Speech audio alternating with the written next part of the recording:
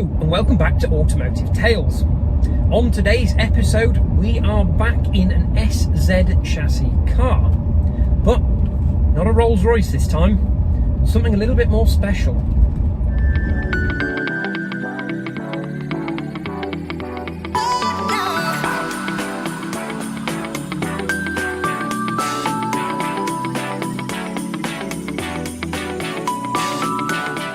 Today's video we are looking at another SZ chassis car. Now it's not a Rolls-Royce this time like the Silver Spirit we looked at last time, but it is a Bentley, and not any old Bentley. This is a Bentley Turbo R from 1993, so quite late in the model run. So let's go and have a look around the car. So you join me here in the car. I'm going to do a little bit of a walk around and pre-startup video for you. Well, you've seen us play with the SZ Rolls-Royce. How about an SZ Bentley? So this is quite a late model, red label, as you can see here. It is a Turbo R with the delightful flying B on the front here. So we're going to get in, go for a little drive. Hasn't been driven for a while, so hopefully it'll start up. Yeah, just see how she's running. All taxed and tested, ready to go. If you're familiar with your channel, you can ignore that for now. I'm sure that will appear on your newsfeed at some point in the future. But for now, we're focusing on the Bentley. So let's see how she starts after a few weeks of sitting here. Oh.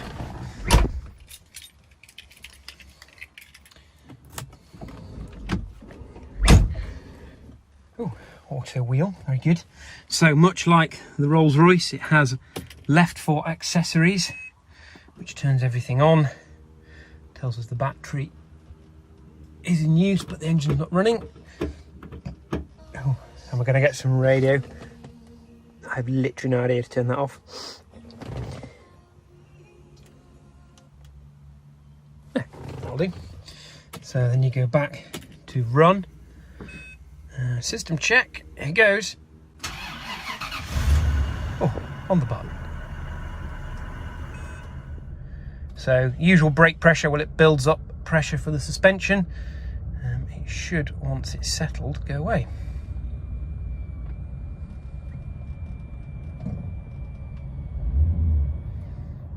Should. Will do. So this has done 87,300 miles. This is quite a late model, so as you can see it has a gear shift in the middle here. So this is the 4-speed GM unit rather than the Rolls, which you'll recall has a shift on the column. So yeah, this is a little bit of a different beast. So I'm going to have to put the camera down now because I need to drive this vehicle, and although we're on private property now, we are going to take it out on the road. Smooth as anything, lovely. So here we are in the Bentley Turbo R. Even with the window down, you can probably barely tell that the engine is running. I have got a little microphone on, but I'm probably not going to need it because it's so quiet in here that the audio on the camera is probably going to be absolutely fine. So unlike the column change on the Rolls-Royce or the Bentleys of that earlier 80s series SZ cars, this is a lift the gear lever before you can drop it out of park, obviously with your foot on the brake, and drop it into drive. So let's see how she moves. As reported, there's a bit of a scraping noise from the brake, so we think it's just a bit of corrosion on the discs. So we're going to take it for a very gentle drive just to make sure everything is okay. So here goes.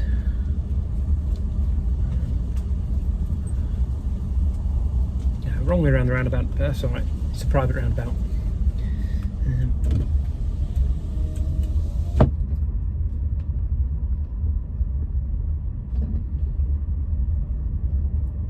So far so good. There's a bit of a notch on the braking. Okay, we're just going to take it back at reverse while we're not on the main road.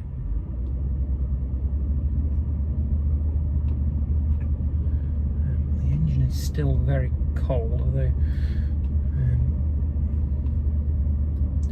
the lock is just about coming up to temperature.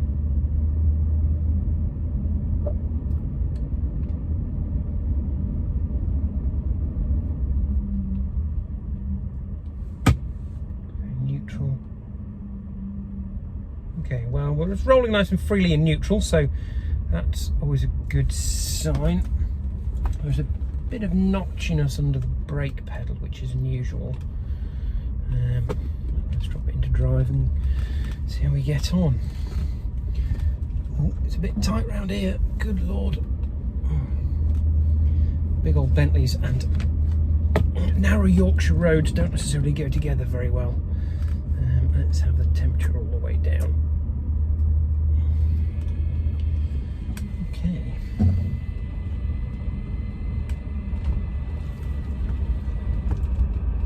We've definitely got plenty of brake pressure. Feels okay. So we're winding down some very narrow little country lanes in Yorkshire. We're just going to take it out down to the petrol station just to see how it's doing. In fact, how are we on petrol? We've got a quarter of a tank. Except it's left to the petrol station, and I'm not convinced I can actually get round that corner. So we're going to go up the hill right first, and we'll go round the block the long way. What a terrible excuse to drive a little bit further in the Bentley. So, what is it like driving a Bentley Turbo R? Well, it's much like the SZ Rolls-Royce that we showed you previously. It's incredibly comfortable, it's very lethargic, it's very cathartic to drive because it's very smooth. Although, I do note there is definitely a noticeable stiffness to the suspension compared to the SZ, although there's less rolliness in it. Which you'd come to expect for a Bentley. It's more of a sporting brand. It's built its pedigree on, you know, winning at Le Mans. Although these cars were never known for being sporty, they were certainly very quick, and they could certainly belay the heavy weight. So where the Rolls-Royce Silver Spirit we tested before was around 2.7 tons on the axles, this is just shy of 3 tons. So it's a real old beast of a thing. You'd never really know, certainly when you put your foot down. Now, that's something we're not going to do just now because the engine's only just come up to temperature. So we're going to let it properly run through, although we've got loads and loads of oil pressure, as these big old engines tend to be really good for oil pressure. We're not going to risk anything just yet. We're just going to tickle it along until it's properly warmed through. And then we'll open the taps and just make sure everything is working as it should be. So this runs a similar 6.75 litre engine. It's an evolution of the one in that 81 Silver Spirit we showed you before, except this comes with a whopping great big Garrett turbo, as the name would suggest. Now, figures on power output on these cars are a little bit hazy. I believe the factory called it adequate. My understanding it's in the 300 to 320-ish range. I think it may well be more than that, having driven this car once before, but it's very difficult to say. I will pop some numbers down below of what the stated figures on, you know, the source of all truth, Wikipedia, has to say about it. But yeah, adequate is enough. Well, how very Yorkshire. We're driving past the cricket club with the game on. Let's just hope we don't get a cricket ball for the window. That could be an expensive repair. So what is there to note about the cabin? Well, much like the Rolls-Royce, it's obviously a very comfortable place to be. Everything is clad in leather, although there were some that were done with cloth interior. Much better for very hot or very cold climates, so you don't stick to the leather. But in this case, we've got a lovely cream leather with blue piping and matching blue carpets. Unlike the Silver Spirit, this has the later model dashboard. So the Silver Spirit we've got shares much of its interior with the earlier Silver Shadow 2. And then in the early 90s, they facelifted the interior with more of a centre console. It then got a further facelift again when they introduced the 4-speed gearbox. This is got, as the gear shift went down into the centre console rather than up on the stalk, like in the earlier cars with the 3-speed gearbox. But otherwise, it's much the same affair. So we've got a lovely walnut dashboard, much the same dial binnacles, although we do have a bit of a digital readout in the centre console, which tells us if there's things not quite right. Similar set of gauges, although we're back to analogue gauges in this rather than the digital gauges we saw in the Silver Spirit, which are a nice sort of classic touch, where the Silver Spirit was trying to be very cutting edge and modern back in 1981. By the time this chassis had aged right through into the mid-90s, there was nothing modern about it. It was very much playing on the heritage, so they've obviously gone back to nice analog round dials, which I think suits the car just fine, actually. Right, so we're going to go down the valley and just put a quart of fresh petrol in, and then take it back. God, it's a steep hill to pull out of.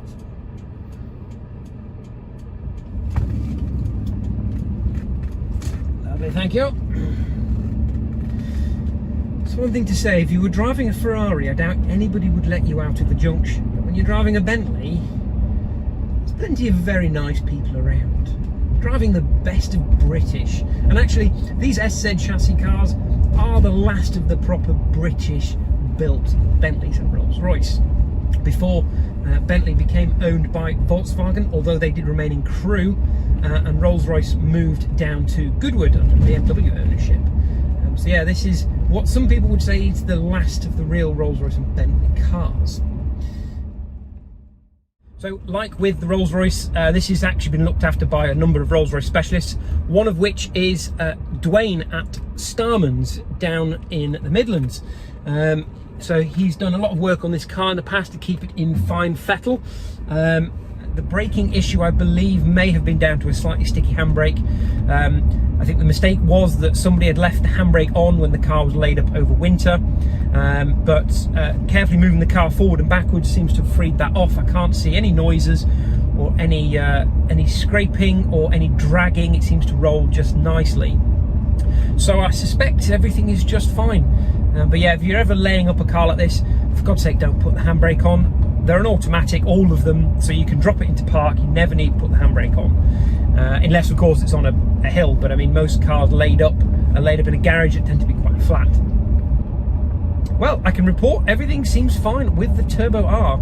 We've been running for a few minutes now, and the engine seems nicely warmed through. We've still got loads and loads of oil pressure, so we're just going to take it out. There's a nice long stretch of road, for those that are familiar with Yorkshire, out over Scamondon Dam. There's a road that goes over the M62, and that's a lovely nice straight stretch of road, so we can just do a bit of an acceleration up to the national speed limit, and then just test the brakes are all in order, because there's nothing worse than piling on some speed and then not being able to stop.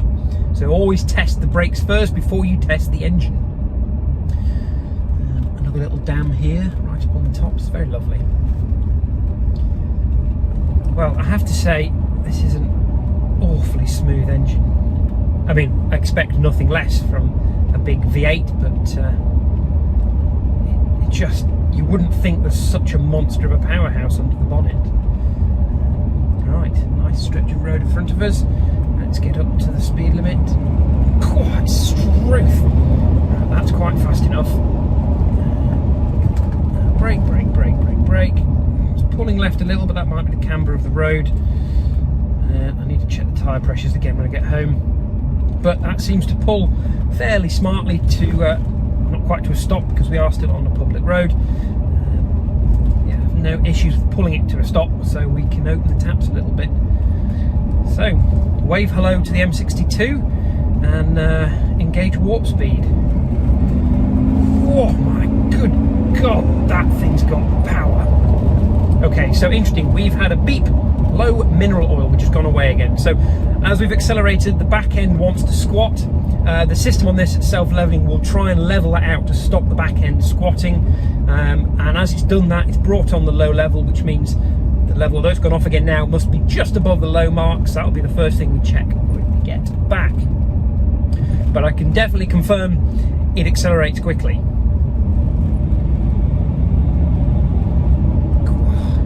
Even at 2.5, 3,000, you can feel the turbo just tickling along, and the wave of torque compared to the Rolls-Royce, my word.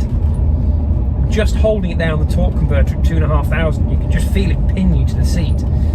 You don't really need to use the revs. I mean, that was only very, very gentle as well. we are really out in the wilds of Yorkshire now. I'm going to turn the camera around a bit so you can enjoy the drive. I really should have brought a sports car up here, but I know this to some counts as a sports car. It sure as hell moves like one, but oh heck, why not? Let's just see. Come on. Yeah, okay, there's the turbo properly. Yeah, okay, that's what happens when you properly press the pedal. So apparently the turbo at about 3,500 turns from a gentle shove into warp speed. That's quick. That's like really quick. Wow.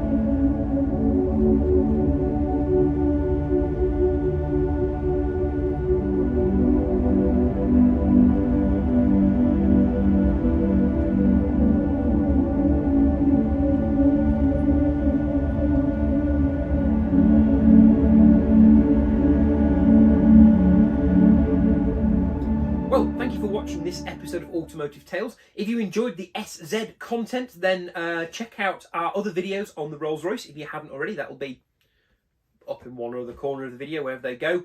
And yeah, do please like, share and subscribe, and we'll see you next time. Bye for now.